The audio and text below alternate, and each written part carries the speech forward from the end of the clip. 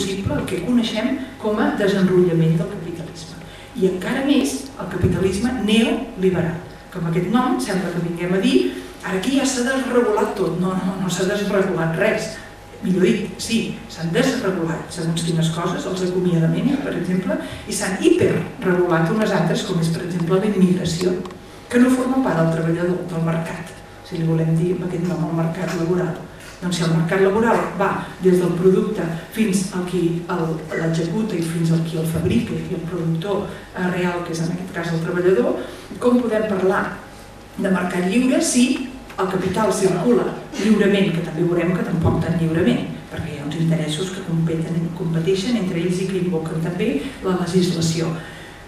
I a més hi ha el sistema de patents i moltes coses que diríem van en contra de la idea que romànticament es diu de vegades quan es parla de llibertat. Però encara que no estigui ara només centrant-me en l'àmbit de les mercaderies o del funcionament econòmic, sinó invocant els treballadors i la seva mobilitat, aquesta oferta i demanda que se suposa que es regula sola, com es pot regular sola si tu no deixes que els treballadors que ho necessiten accedeixin als llocs de treball. Tenim uns centres d'internament per a estrangers a l'estat espanyol que són una vergonya i que són tractats els estrangers sense papers, que això en el pitjor dels casos és un delicte administratiu, són tractats com els pitjors dels criminals i en unes circumstàncies avui en dia. Això ho està fent la societat socialista, que no tenim, o ho està fent la societat capitalista en la qual vivim. I ho està fent perquè hem introduït uns reguladors de tipus humanista, que hi ha gent que diu que aquests han desmuntat l'economia, o ho està fent perquè precisament ens els hem saltat i ens els estem saltant. Em vaig explicant en aquest punt. He dit més exemples d'això perquè és molt important per mi desarticular-lo perquè, si no, com dic, perdem el focus i la realitat per mi ha d'estar enfocada en les necessitats reals de la població, del que està passant i no en aquests debats estèrils.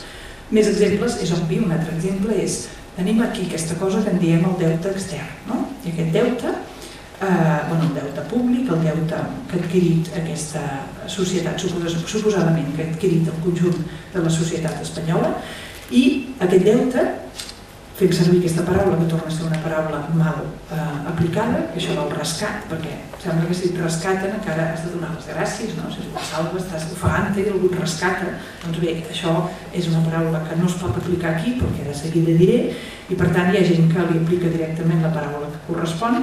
Diríem, la més neutra seria un préstec, amb els seus interessos i que s'ha de tornar, i tu dir un prestamista no és el mateix que un salvador, és una mica diferent el llenguatge.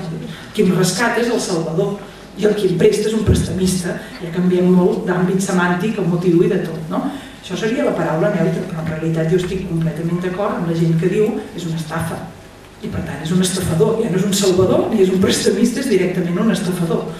I com s'està realitzant o com s'ha pactat aquest rescat, préstec, estafa? Doncs s'ha pactat d'una manera que és la següent. Resulta que tenim aquests diners que arriben del Banc Central Europeu, però en lloc d'arribar directament diners del Banc Central Europeu, que per cert, d'on li arriben els diners al Banc Central Europeu? Home, li arriben de les societats que conformen l'estat europeu. Clar que en fabrica, però en fabrica en unes condicions que reverteixen en els béns que se suposa que estan en circulació en aquests estats. Per tant, aquests diners, que no són de ningú, que el Banc Central Europeu no és una entitat distinta dels països que el constitueixen, o sigui que en realitat és capital que pertany a aquest país que ara el necessita, doncs aquests diners arriben no directament del Banc Central Europeu en els bancs, en l'Estat o en el govern de l'Estat espanyol en aquest cas, sinó del Banc Central Europeu cap als bancs nacionals. I els bancs nacionals són els que passen aquests diners en el govern, que en aquest cas el necessita, com seria el govern espanyol. Molt bé, què diries? Ja hem posat un intermediari que no serveix, però sembla una transacció prou directa, o no? Però hi ha una diferència en aquesta transacció. I quina és?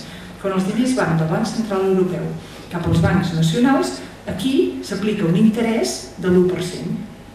I quan van dels bancs nacionals cap al govern, s'aplica un interès del 7%. Això, evidentment que jo n'estic en contra, però ara estic fent només l'anàlisi de dir què volem dir quan diem lliure mercat. Què volem dir quan diem sistema capitalista, que és el sistema que es caracteritza per la llibertat i per allò que Adam Smith va anomenar la mà invisible. Això ho ha fet una mà invisible, això? O ho ha decidit algú? que aquí hi haurà un 1 i que primer que hi haurà percentatge, perquè per què hi ha d'haver interessos en aquest tipus de transacció? Això es podria discutir perquè estem parlant d'una emergència social, però a més per què introdueixes tu un intermediari al mig i per què permets que algú especuli, perquè això és la realitat del que està passant, que algú s'enriqueixi, que algú faci un benefici, que algú tregui un rèdit econòmic d'una situació d'emergència social que ha de ser rescatada, prestada o estafada. Per això la paraula és correcta, perquè aquí hem introduït uns interessos que fan que aquest deute, recorden el que durant molts anys molts moviments socials o ONGs han estat criticant dels països del tercer món, que tenien un deute extern que estava articulat de tal manera respecte als interessos que generava aquest deute extern que el país havia d'invertir un tant per cent molt alt del seu producte interior brut en retornar aquest deute, però que aquests diners servien només per cobrir els interessos. De manera que el país no podia desenrotllar-se perquè havia de dedicar tot aquest percentatge del seu producte interior brut a aquest deute, però a més el deute, en lloc de disminuir, el que feia era augmentar, perquè amb aquest percentatge tan elevat no s'arribava ni a cobrir els interessos. Doncs bé, aquesta és la situació, si no fem un canvi de timó radical, és la situació cap a on estem anant, no a Venezuela, no a l'Argentina o no a un dels països, diríem, que coneixem com que tenien deute extern, sinó en el país que coneixem com a estat espanyol. Aquesta realitat d'endeutament, que no és només un apretar-se el cinturó per sortir del forat, sinó que és un endeutament que ens fa dependents a llarg termini d'aquest funcionament de l'estructura econòmica. Això seria un altre dels exemples, però n'hi ha més i, òbviament, un dels més obvis per mi és aquest de la taxa. Tu tens un sistema econòmic avui en dia, que és el sistema capitalista, en el qual tu fas una transacció comercial que pot ser, per exemple, anar a comprar pa o vendre pa. Si tu vens pa, resulta que aquest producte de primera necessitat, se suposa que si ets el venedor de pa, treus un benefici del fet de vendre'l. Doncs bé, si treus un benefici de vendre pa, doncs se suposa que una part d'aquest benefici l'has de donar a l'erari públic, perquè tu estàs vivint en societat i li fas la teva contribució en forma de taxa. Avui en dia d'això aniria amb l'IVA i aquest s'aplica a totes les transaccions comercials. A totes o n'hi ha algunes que queden a fora de l'IVA? Doncs n'hi ha algunes que queden a fora i que són les transaccions financeres, que són les que de molt avui en dia mouen la quantitat més gran de capital.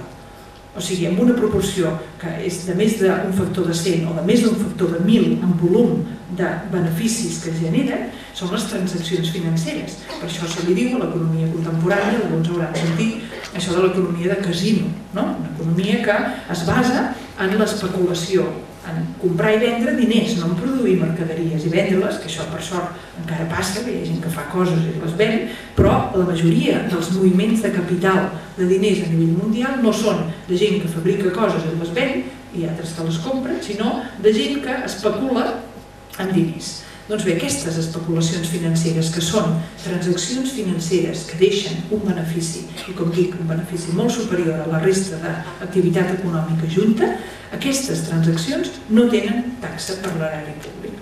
Tu fas un guany especulant amb diners i no has de pagar res a l'erari públic. Tu fas un guany honradament fabricant el pa i has de pagar a l'erari públic. Això ho ha decidit la mà invisible?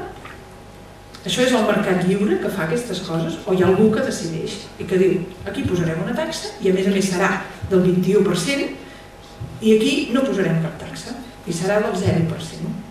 Això de la taxa sobre la transacció financera es diu, hi ha una iniciativa d'un Premi Nobel d'Economia, que és aquest Tobin, es diu la taxa Tobin, que està proposada ja de fa anys, i diríem que només amb una taxa Tobin que fos de l'1%, tu tindries, per el volum de capital que es mou i que s'ha mogut i se segueix movent a nivell de transacció financera, tindries suficient diners en les arques públiques com perquè la situació social fos molt diferent de